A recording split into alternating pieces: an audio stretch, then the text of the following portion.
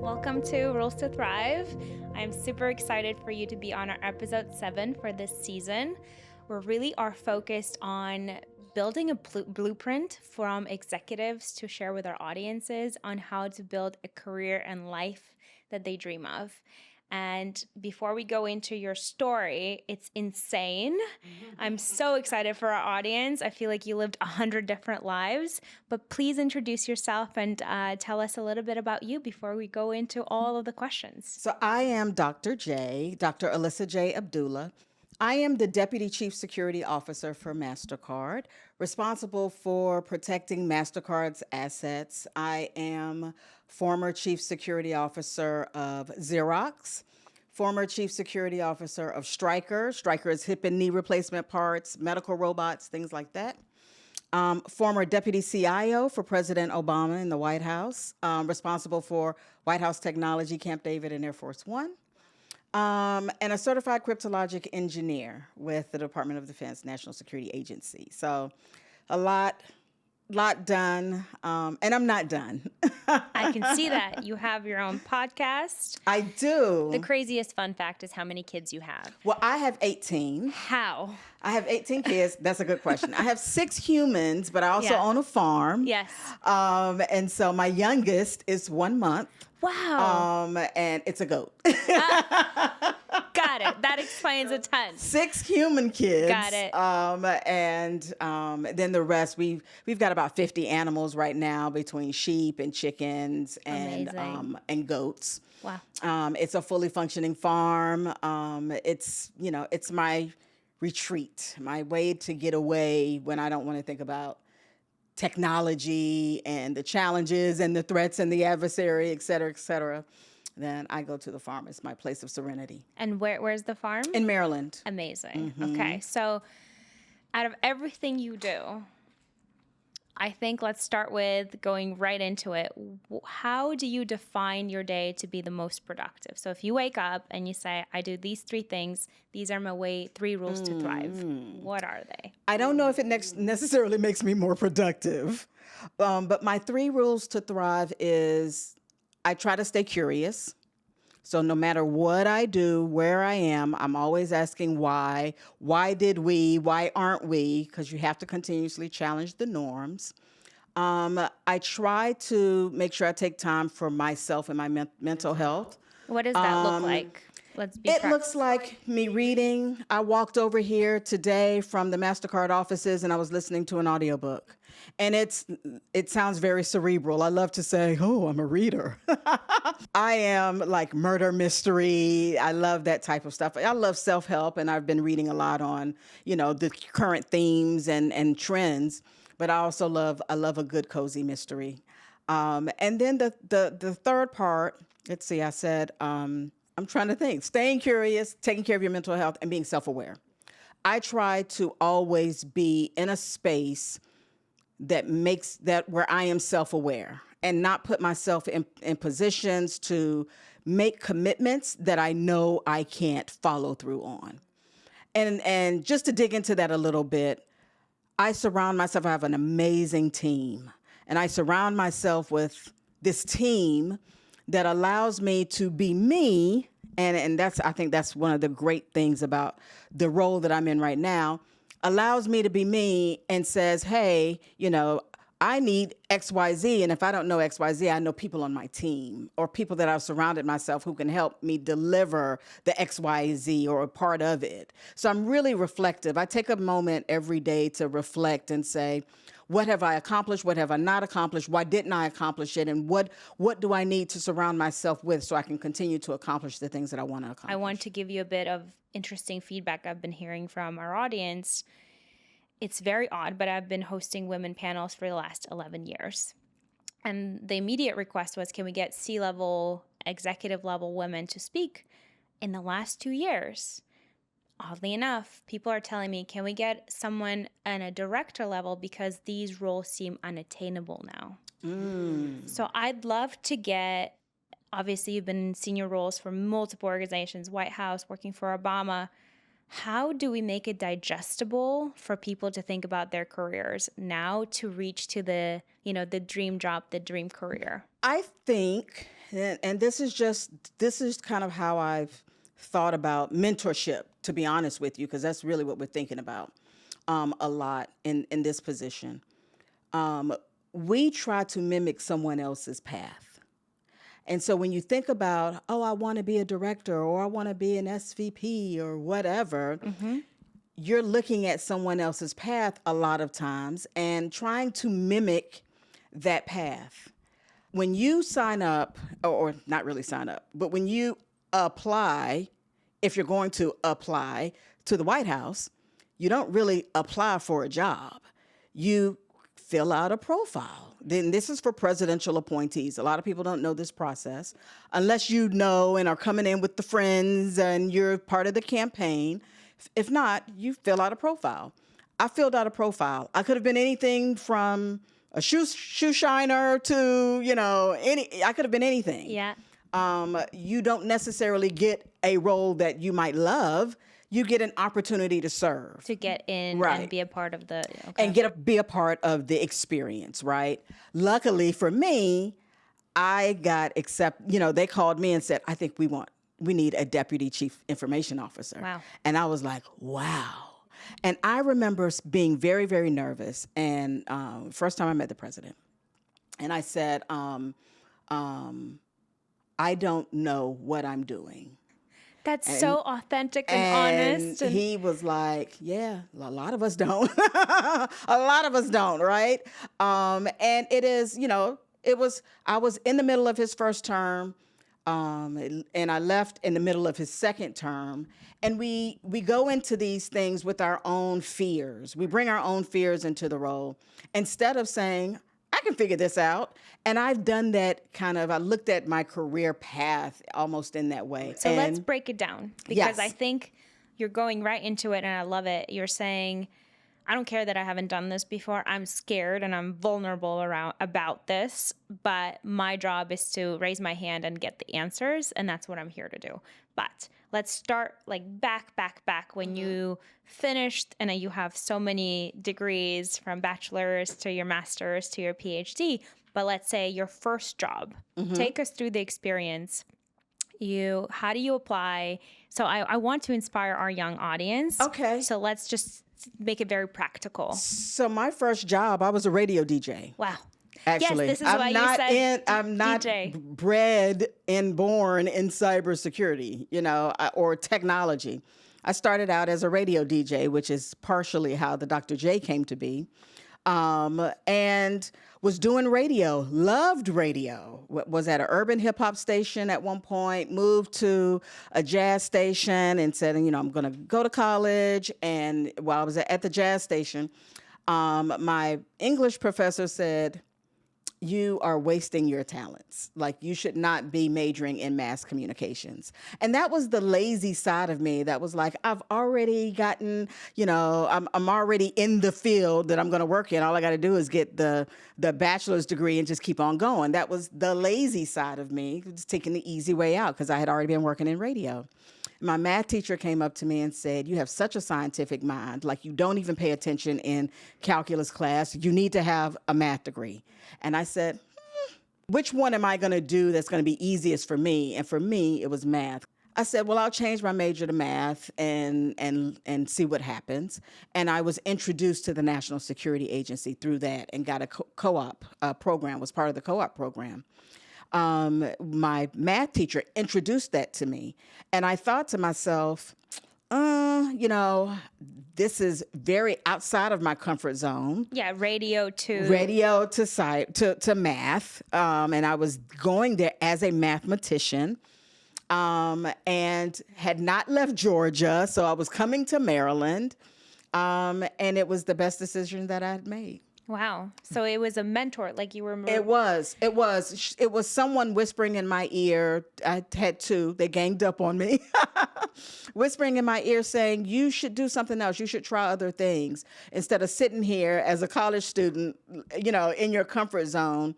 And that's not going to, it's, what I have thrived. Yes. and I think I attribute my public speaking and, all the talks that I do now to that.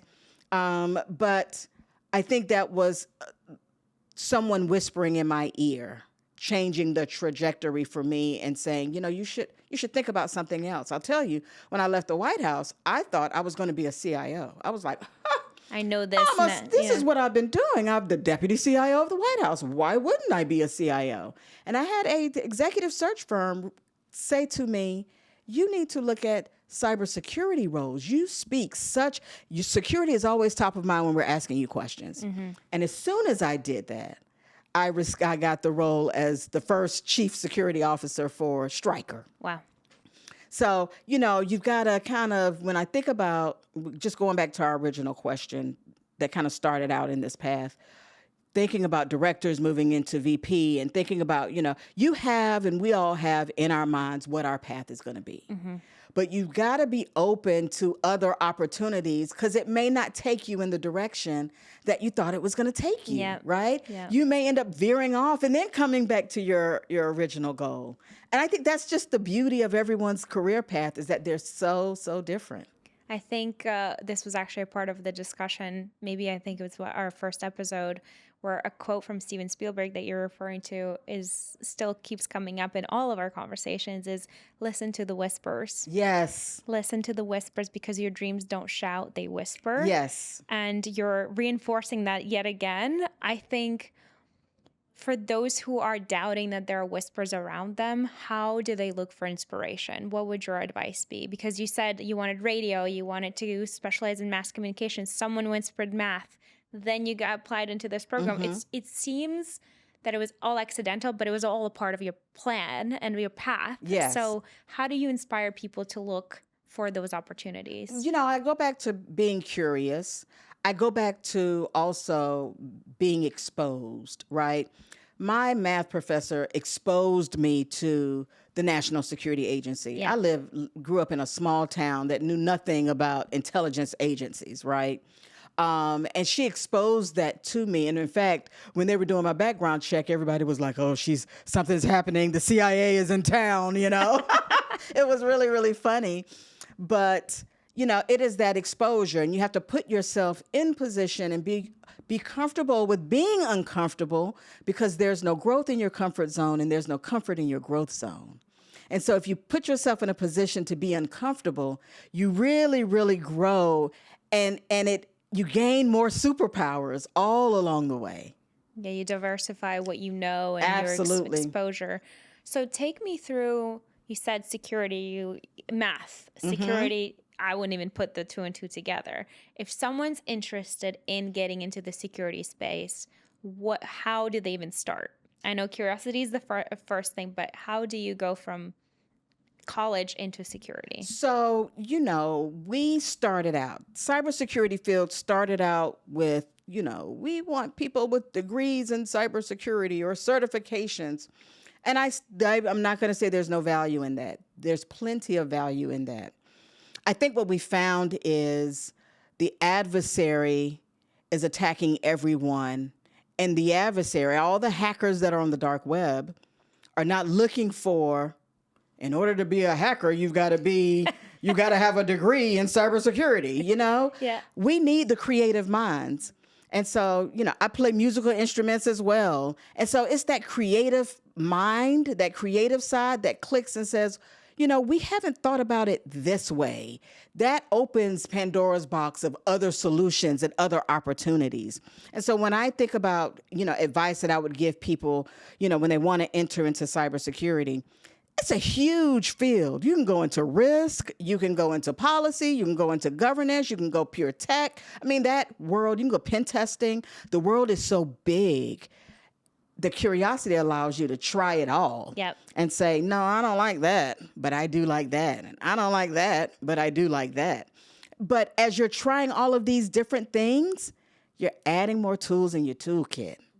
So then you can either continue to diversify, or you can go deep in one. Yeah, deep in one area.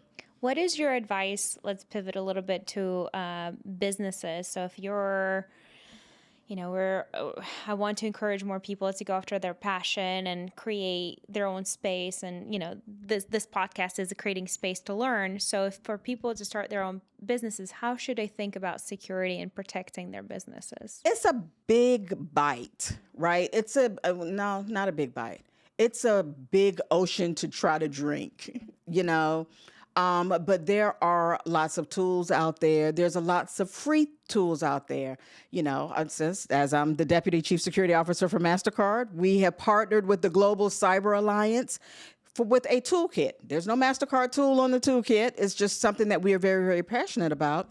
And it's for small and medium-sized businesses. It's got policies. It's got free tools. It's got, checklists and governance frameworks that we point you to and things like that so that you have a place to start. Because the problem is with small and medium-sized businesses is they just don't even know where to start. Exactly. So at least you say, okay, I know where I can start somewhere, and then start pivoting off of that. So take us through the career. I think a lot of people look at our LinkedIns and they just see this, right? Mm-hmm. They don't see the in-betweens, the pivots, the things that you don't get when you advocate, or things that just don't appear on our social profile. Mm-hmm. So take us through the career. So you get into math. You're studying math. You're getting into national security. Yes. CIA comes to town, profiling you and getting all the information. What happens next? Take us through your career. So I became a co-op student with the National Security Agency. And you're right. Most of the time you get the Instagram highlights, right? You get the quick, good blurbs. Mm-hmm. As I've said, I've got 6 kids. Did not take time off from school. Went from a bachelor's degree to master's degree to PhD. How? I swear. I'm not a person, and this bugs my husband to death. I'm not a person that overprocesses the how.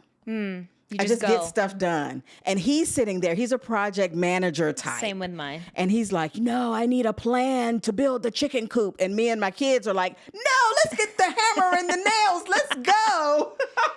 We're ready. Yes. So I am not that planner. I'm not. It drives him crazy. I am the person that, this happened? Okay, well, we got to deal with it. Keep on going. And I just never stopped. It's just been, it's probably a superpower, but then there's a con to it as well. There's a quote, President Obama, I've heard him say this before, and I'm sure plenty of others have. You can do it all, or you can have it all, but just not all at once. And so, you're in a season of one thing. You try not to take on too many seasons of too many different things, and you keep moving. And so, yeah, I've been with FBI. I've done work in lots of different intelligence organizations, lots of different contractors for the government in different capacities, and just kind of maneuvered through adding more things to my tool belt. And I look at it like that because, and you'll hear me say that a lot, because I'm adding tools to my tool belt, number one, because I'm building my career. Yep. That's number one. And number two, I'm building my own table. Yeah. I hate the term, let's have a seat at the table. I'm waiting to get a seat at the table. I'm not waiting for a seat. I got my tools. I'm building my own table. I'm going to invite you to my table. I literally just posted something about that because I was thinking about it. I'm just so sick of waiting for people to invite others to the table. Right. And look at the tables that happen right now. Right. I'm not inspired. Mm-mm. So to me, it's the table we create. Right. And lifting people along with us. Mm-hmm. I think that's so important. Mm-hmm. I'd love to hear. But before we pivot off of that, yeah, I just want to kind of double click on that, because there's an opportunity to build your own table. Yes. There's an opportunity to sit at the table. There's an opportunity to just be in the room. Be in the room where it happened.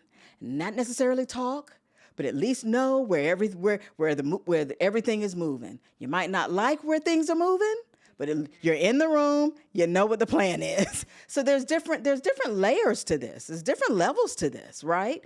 And you've got to acknowledge and not be so hungry to sit at the table that you don't understand how valuable it is to be in the room. I think there's so much to that because we're living in capitalistic society where the next promotion and the next thing is so important, and being vocal is the only perception that you get to the next level. Right. I think you're raising a really important bar to say sometimes it's good to slow down so you understand the full picture. You're talking about the belt of expertise. You don't necessarily need to get the next title to gain that expertise. You can move laterally to learn more and have a very diversified experience. So take us through, if you pick any of these moments, what's the most pivotal one for you? What's been kind of the hardest decision for you to make in your career? The hardest decision for me to make was when I left the White House. I wasn't sure whether I was going to go into government and be like the CIO of one of the agencies, or if I was going to go private sector. And everyone that I knew, living in the Washington, D.C. metro area, everyone, you could throw a rock and you'll find somebody with a security clearance. It's the hub of the government, right? And everyone that I had talked to about career change and things like that, friends, were like, you can't let go of your security clearance. That is going to be a death wish. Like, how do you want to stay? How do you maneuver without your security clearance? And I said to myself, I have seen so many people here at the White House who get it turned on like that and get it turned off like that. And if I need it, then I will use it, or something of the like. If it's that important, we can figure it out and find a way. And decided to just open my wings up and just fly into private sector. And I haven't looked back. Do you think you'd ever go back? I never say never. I never say never. I think the right role, the right opportunity, and that's me. The right role, the right opportunity, we think about, you never know what the future holds. Yeah. I think security matters so much more now. We're seeing such wild times that we're living. Right. What is your perception in terms of where does the government stand and where the private sector stands, and how should people view security? We were talking about small businesses, but as a whole, with everything going on in the world, what is your take? How should people think about security moving forward? We've got to stay educated, at least a little bit. In my tech circles, I tell people we've got to dig in and make it easy for our users, right? Or make it easy for our customers, or make it easy for the everyday person. That's what my Mastering Cyber podcast is about, making it easy for the everyday person. But then on the other hand, we are an evolving economy. We as people are evolving. If you can learn how to use social media, you've got to learn what the levers are to keep your data and your information secure. So we have to have a little bit of accountability in terms of what we do to protect ourselves and to protect our own data. Our families and our businesses, Right. It's not business as usual, right? It's not download the app and play the game. It's download the app, see what the settings are, see what's turned on. Is Bluetooth turned on this app? Why does Bluetooth need to be turned on to this app with flying colors and blah blah blah? Why do I need Bluetooth turned on that? Why do I need the app to track anything I'm yes, doing? in the background, right? Yeah. Why would I need any of that? And so it's just I think private sector is doing a lot. I think government is doing a lot. These are so different spaces. I think when you bring them together, there's a lot to be said about public-private partnerships that we capitalize on, that both sides capitalize on, which is why both sides recognize the need for public-private partnerships. And then, the richness of all of that is the consumer gets, a lot of different protections. And, we've got to, but on the other hand, we've got to try to help people figure it out a little faster. So if someone knew nothing, listening to your podcast is a great start because it's very digestible. where else should people go to educate themselves? You mentioned Mastercard's program, more of protecting businesses, but where do We are in the age of data. Yeah. I mean, you can Google search or YouTube or, name your favorite social media platform. Yeah. And you can find out what you need to know. And now, It's everywhere. I mean, to be honest with you, and I hate to say this dirty word, now that we have AI, you can put it into an engine and it will tell you exactly what you need to do.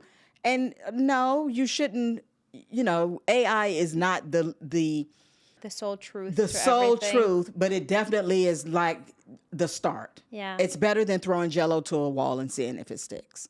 So speaking of AI, there's a lot of conversations around AI as a part of your evolution with technology, seeing security.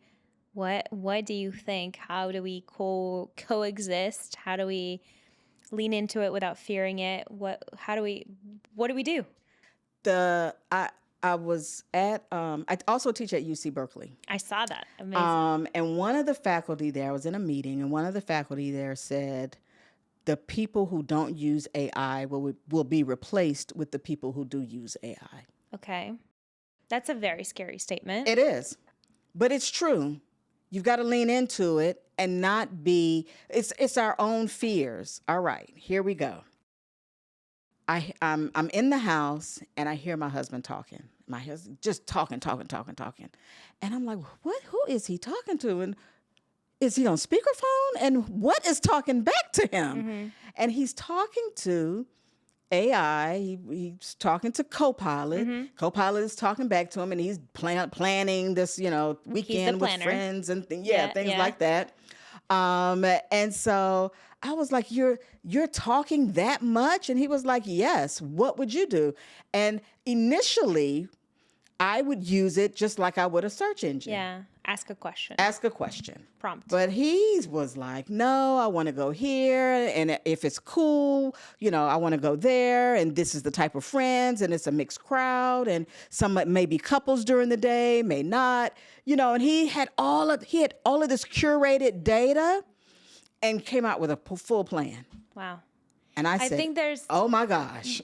there's so much to that because I was just writing an article for Forbes about this because it feels like 2 weeks ago we were just opening ChatGPT and saying, hey, what's a recipe for dinner? Can you help me write an article? Whatever. Right. So how do you go from that to a full plan to generative AI within an organization? So the generative AI piece, which is the piece I was just talking about. Yeah. He told me, talk to it as if it were your girlfriend. Interesting. Or your assistant that you need her to do certain things. Want her to, you're going to give her the full plan, tell her what you want, and she's going to put the plan together. Talk to it like that. And as soon as I started doing that and giving it more information, then I was like, this is amazing. Yeah. This is great. It gives you a great start, right? And you can chisel from there and create from there. And then you use your brain. Right. Yes. I'm not afraid of AI and have no misconceptions of what it can do because I know that AI, number one, is not creative. It's not gonna be creative it's not curious. Mm-hmm. It's gonna create what I tell it to create. It's not gonna create on its own. Yeah. There is no curiosity there. There is no human intuition. And those are things that we need to really focus on. Yeah. When I have my team in the Security Operations Center and they're looking at the trends and all the data and they're monitoring everything, there's a piece of human intuition that says, something doesn't feel right. Mm-hmm. That's what I need them to be focused on. Yeah. And now I have unlocked the door for them to be focused on that because they're challenging they're not doing the minutia of the data and data analysis. We've got tools that enable us to do that a lot faster and do it faster and better than we can manually. But then you have the time to actually challenge the data that it produces. Exactly. I saw that recently. Fox Sports is using something I know it's generative AI, but I don't remember what. So whoever is powering that amazing. But they're taking all the videos and all the broadcasts and have it pull out all the most interesting stats and data about players and Yes. games. So I think, to your point, this is where the human component comes in to say, let's remove the manual and Yes. have them challenge the output to make sure that it's actually intuitive and makes sense. I love that approach. This is amazing. So actually, let me challenge you on this. What do you Okay. think about making this practical for our audience?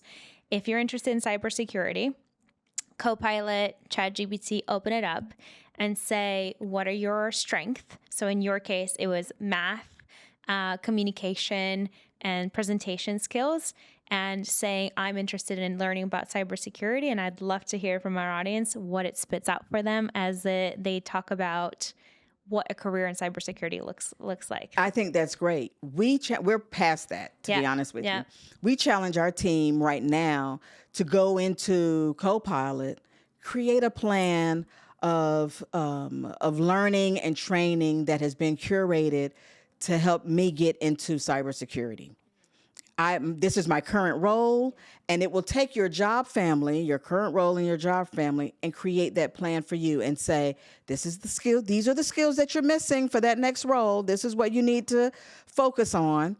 And it gives you that path, and you don't have to sit there. It takes the guesswork out of it. Yep.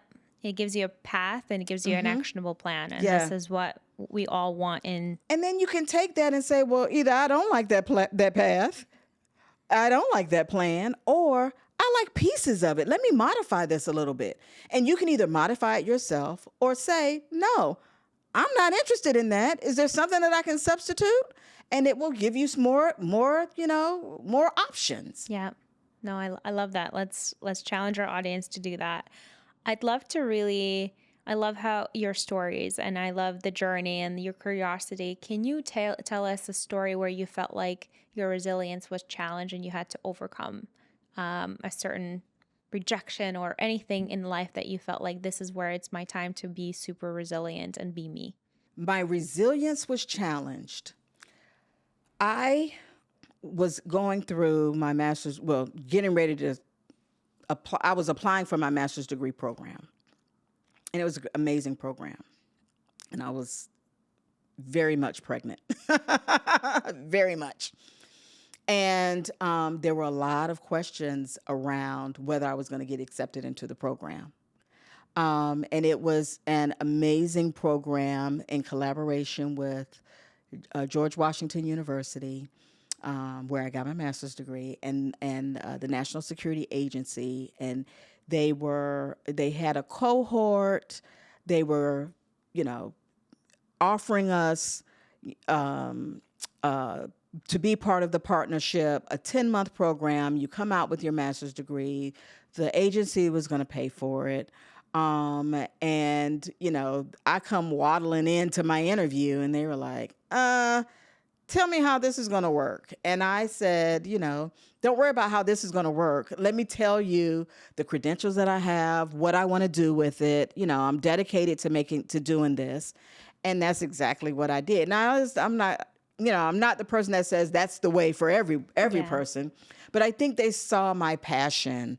I think that the way I communicated what I wanted to do once I got my master's degree, how important it was for me at that time and in that moment, that they forgot about everything else. I was definitely apprehensive, and I definitely thought to myself, there's no way I'm going to get accepted. They only accepted 20 people, like maybe 24 people in my class, and in my cohort. And I said, out of everybody that applies, 24 people, and you're going to pick this pregnant woman. But I'm not going to count myself out. I would rather someone else count me out than I count myself out. But I think there's so much in this that's so important.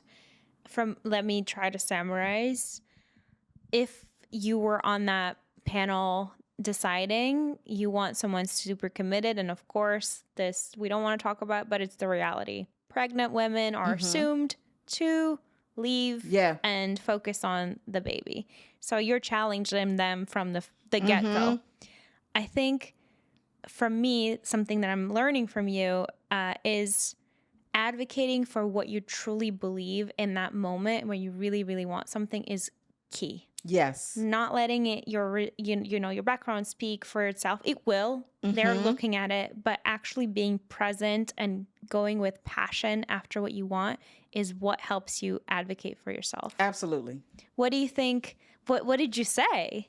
That was years ago. That was years ago. But I will tell you, I was shocked to no end to go up to the bulletin board because they had posted everyone's name. I went and saw that my name was there and was super excited, and then thought, okay, now I really have to do it. Now I really have to get it done. And I went to my doctor. This is a funny part. I talk about this normally in other circles, but went to my doctor. My doctor said, okay, you need to deliver. This is your due date. And I said, no, that date doesn't work for me. Class starts. We need to shift this a little bit. Reschedule. Yes. And so he said, well, what do you mean class starts? And I said, no. I'm starting my master's degree program. So I need just back it up a little bit. Cause I want to say he wanted me to have the baby like August the 2nd or something like that. I said, no, we got to back it up. So he was like, well, open up your calendar and tell me what does July 31st look like? I said, that looks amazing because class doesn't start until August the 1st. Wow. So I'm sorry, not August 1st. Class started like August the 3rd. So I had her July 31st. My second oldest, I had her by C-section. And he was like, you're coming out of major surgery and going to school. And I said, you want me to go home and sit on the sofa. What is the difference between me sitting in class? Yeah. Your brain's active. You're sitting. I'm sitting. Yeah. I'm not doing anything else. Yeah. And my professors were like, yeah, you bring the baby or, have someone sit outside. If the baby wakes up, then you can go out and you come back in, At that's to me, I was thinking that's the perfect age because they sleep all the time. Yeah, all you need to do is feed them and they'll. Yes. So that's to me, that's a bit of resilience, right? Course. I didn't give in and say, you know what, I knew what I wanted to do. I knew how I was going to do it. I didn't need anyone to buy in. Yeah. Except for my committee, my family, I needed them to buy in, and they bought all the way in. They said, "This is what you want to do." Sounds crazy to me. My mom sounds cuckoo, but if this is what you want to do, we can do it, and it worked out. I think this is so important, and I'll be completely vulnerable with you. I am in my mid-30s, and I've been married for 3 years, and this is a discussion that keeps coming up. And for some reason, and I think this is embedded in our brains, is if you decide to have a child, you're out of commission for 1 or 2 years. And I think you're breaking that for all of our audiences today.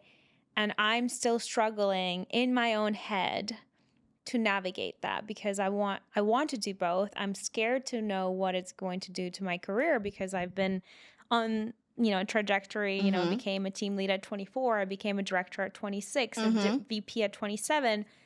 But now it's, I'm at that age where you do talk about children. Right. You need to, and I'm scared. Okay. So this is what I say.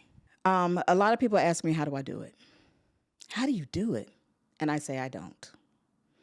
I do what I want to do, right? And I pay for the resources that I need to do everything else, right? Yeah. I will never forget. I bought my first house when I was like 23 years old. And my dad was like, what is the first thing you're going to do? I said, I'm going to get a cleaning service. I had no furniture, and I had a cleaning service. And he was like, why? Because I don't want to spend my time doing that. Yeah. And that mindset has carried me through all of my life.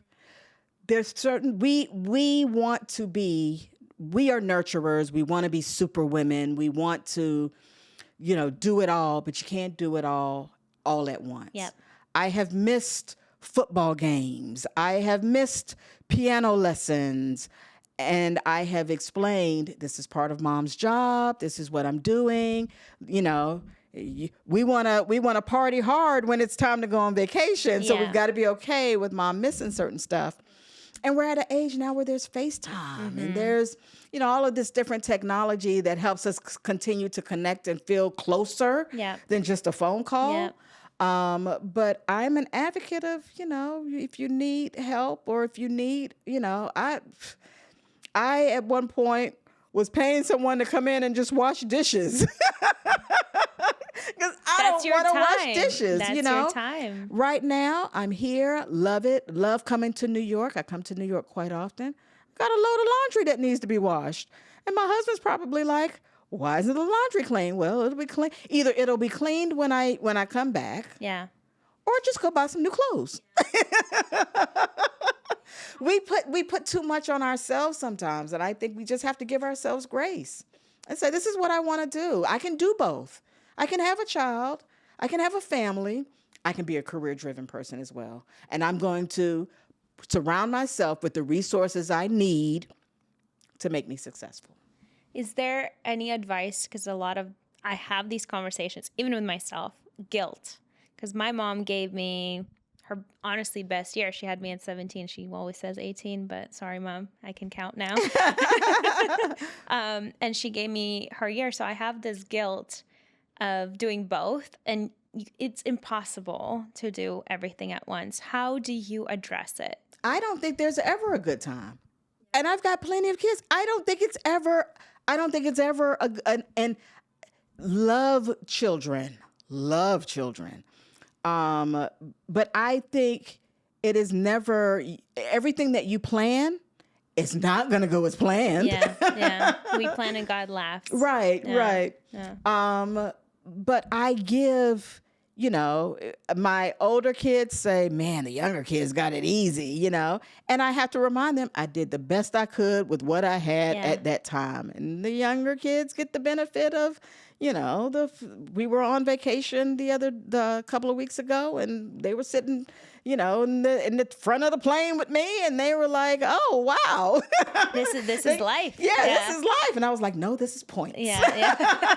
This is what mommy works for. Right, yes. Right. So then they enjoy that and say, "Okay, go ahead, do what you got to do because we want to continue to have this amount of fun." But I think you're helping us reframe it and say, I am living the life I want, and I'm going after what I want, and I'm inspiring my children to see that from you as an example of what's possible. Right. You can have the family, you can go after your degrees, not one or two, three, and you can continue to evolve in your careers and speak and do a podcast. I think that is more important than the guilt. Right. And I think that's what you're really inspiring me and our audience in this conversation is you have to define what's non-negotiable to you. Exactly. So let me ask you something different. In your career, what are your non-negotiables? I want to lead. I want to change. I want to influence.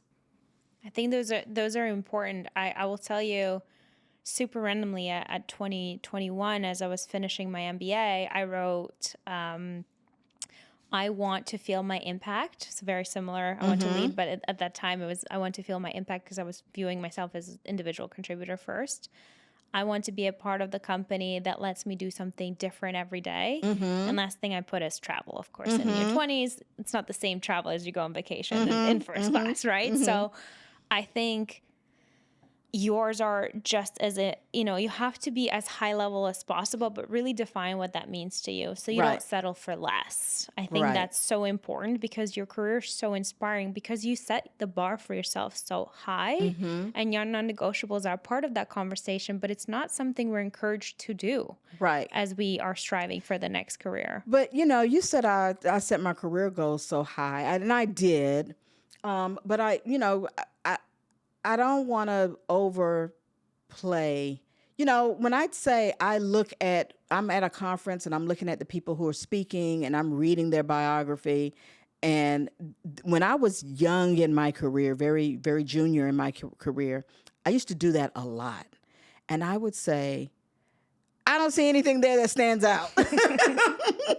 that they would be chosen and not me when it's my turn. Over this for speaking Right. opportunity. Right. For speaking opportunities, for, president of this university Yeah, or, yeah. Whatever. I look at everyone and say, what did they do? How did they get there? Yeah. That is what drove me to get the bachelor's, master's, PhD, is I said, okay, I want to go ahead and stack the deck that way. Yeah. Now let me think about pivoting in my career to stack the deck that way. Now, how do I build my personal brand so I can stack the deck that way? And now you have all of these different layers that I hope make me attractive to continue on to be a valuable asset to organizations. That's super important. So education, career experience, and then the personal brand. Mm-hmm. So talk to me now that you're seeing the impact of your personal brand.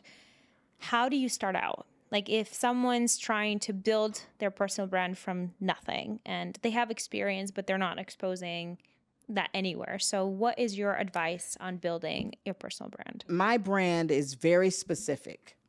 It is technology, it is cybersecurity, it is leadership. And of course STEM and girls and tech, that swim lane as well. And I stick to that. And this is probably going to be unpopular advice, but I'm not connected with everybody on Facebook. The people who I'm connected with on Facebook are friends I grew up with. Not people who I've worked with, not people who I've worked with in the past. They're my sorority sisters. They're that group. That is not a part. That's my personal brand. That's your home base. Right. Yeah. My professional brand, and what you will see if you Googled, if you looked up, if you LinkedIn, you will see everything that I talk about is technology, leadership, cybersecurity, women and culture, that. I see a lot of people kind of mix in a lot of other things on LinkedIn. I just don't. Yeah. It is all, I stick to my brand, because if someone is looking for me, I want them to know exactly what they're going to get. Yeah. So you were saying, from a practical advice, pick 2 or 3 things that you will stand tall behind. Yep. That you could be an expert, not 1 year of experience, that's not expertise, but Right. It could be lessons learned It as could I be. am learning this new industry. Mm-hmm. But it's a way to start defining, and don't be too broad. And don't be too broad. And in order to build your personal brand, you've got to do it, right? You've got to continue to hone it. You've got to think about your lessons learned. And then you've got to think about promoting your personal brand, right? So a lot of times we put the promotion before the the learnings. Yeah. We've got to do the learnings first, and then you can start promoting your personal brand. And that's not even a big thing, It's conferences that you go to that show that you're learning, that show that you're, going deep or sharing or helping others. Those are things that build whatever your personal brand is. What's been the coolest opportunity that came your way from either speaking or just something you didn't expect that came your way from just being active?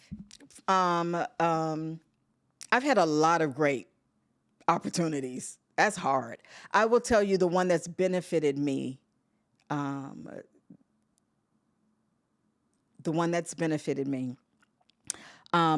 was on CNBC with Squawk Talk, and talking about the future of technology.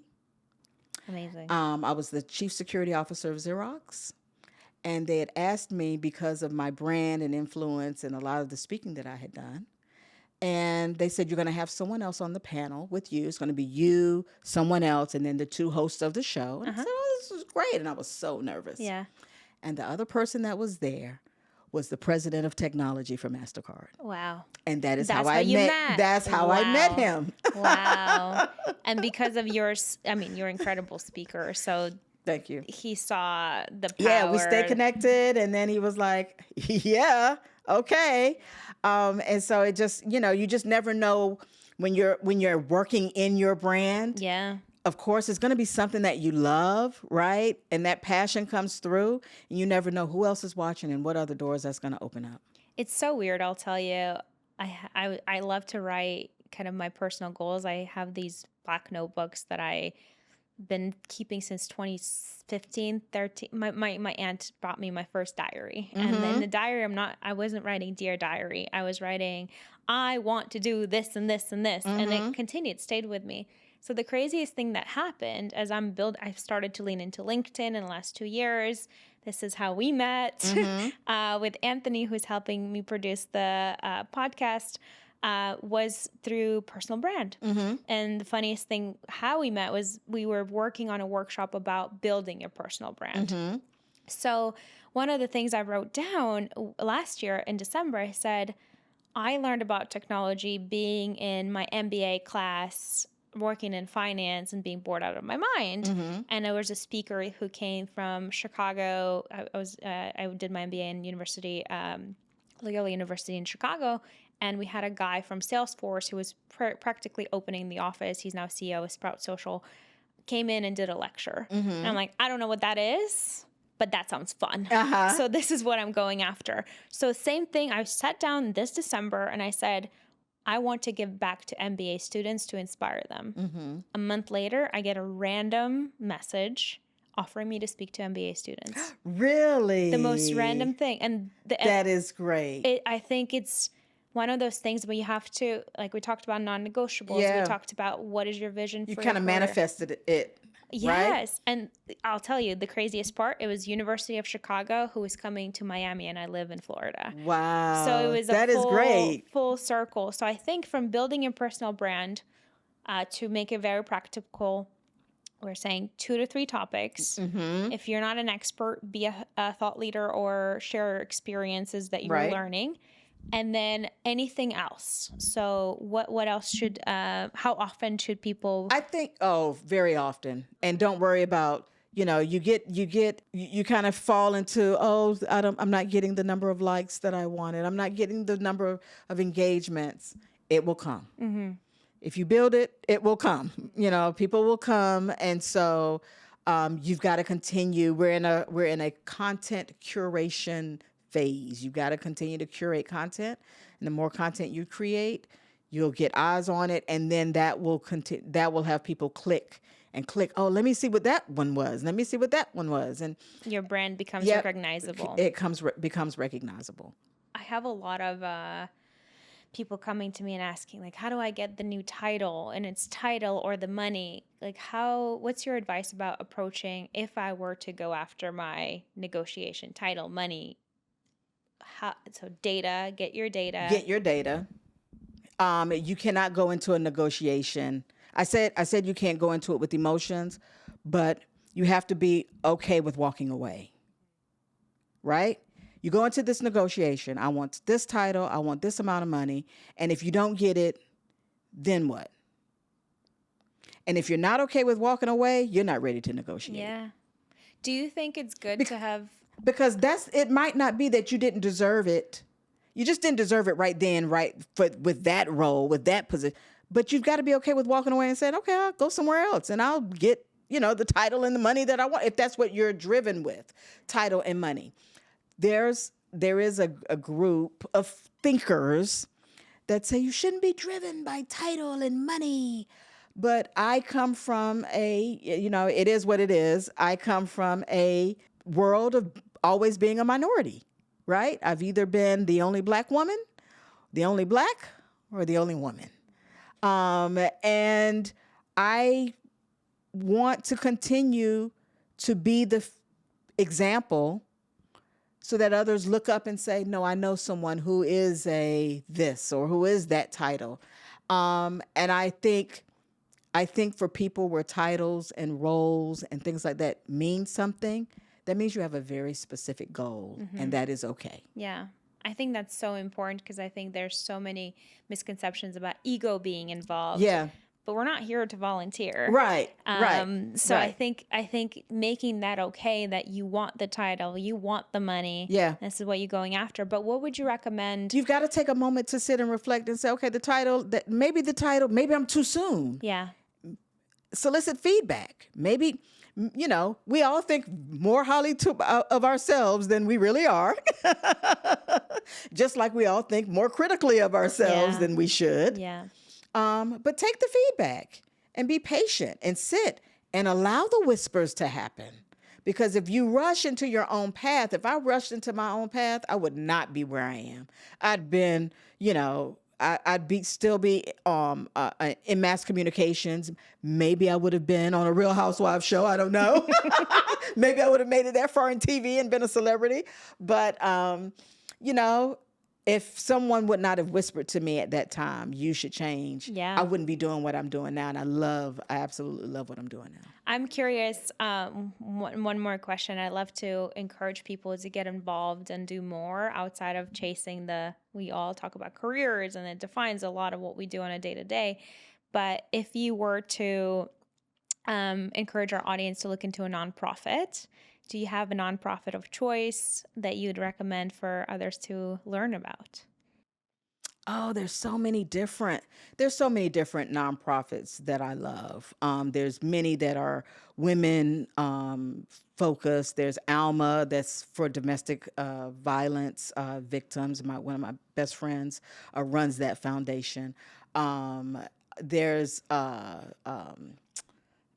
the Education Advancement Fund of Alpha Kappa Alpha, which is my sorority, that focuses on scholarships and leadership of women. It's just so much. There's so much that you can really get into when it comes to foundations and nonprofits. You just have to find what you love and what you want to put your passion towards. I was on a board for Girls for Tech, which I absolutely loved. It's not, in fact, we shut our doors last year. But there's many more nonprofits like that focus on women in technology and kids in technology and, STEM fields and things like that. I just need so much help. Absolutely. I just think that we are so career driven and the world feels very heavy right now. So we try to encourage our audience to step outside of the news, everything that's happening, and give back. So Thank you for that recommendation. Yeah, but I also give back, and I speak a lot to kids, a lot. Just breaking down, cybersecurity. Like when you tell a kid, "Oh, you work in cybersecurity," they're like, "What is that?" You've got to give back in meaningful ways, right? And and my way of giving back is making it sound cool. Yeah. I speak to a lot of schools, to a lot of college students. I mentor so many college students, and how to maneuver just through the corporate environment, through life, through the world, through the geopolitical, all of the different geopolitical efforts that are going on, through social media and what they should, I do a lot of giving back that's not necessarily through a nonprofit. How would you encourage someone to get involved? Reach out to their school? Out to their schools. Yeah. Schools need a lot of help. There's always a career day that wants somebody to come and talk to the kids about what you're doing. I think that's the first way. Yeah. And then it takes off from there. It spirals from there. I agree. Or write down and manifest presenting to an MBA. Yeah. An MBA program. I'm curious. We talk about Rules to Thrive on the podcast. Is there anything in your bag that you have to have when you're on the road for you to thrive? My Kindle. You Kindle. Okay. Amazing. I keep books. I keep books loaded on it. You said self-help plus murder mysteries. Yes, a cozy murder mystery. What's been the favorite one that you read recently? I am a S.A. Cosby person, and he's not really a murder mystery, not cozy. It's definitely not cozy, but really, really good. Oh, so good. S.A. Cosby is one of my favorites. Amazing. Thank you for joining us. Thank you for being a part of this season and giving us all of your rules to thrive, your incredible inspiration, and just continue being you. You're such a force, and I can't wait to have you on our panel tomorrow. Thank you. I can't wait. Thank you so much. You were so amazing. Thank you. Is it all? It's on there.